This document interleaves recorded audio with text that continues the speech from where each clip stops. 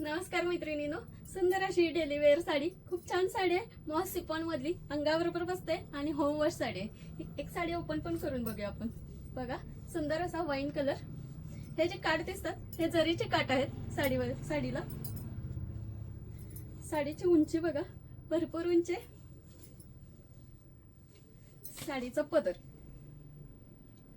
आणि हे जे साडीवर काम दिसतंय हे कोणती फॉइल प्रिंट नाही, जरीची पुट्टी आहे. पुट्टी बघू शकताय तुम्ही जरीची.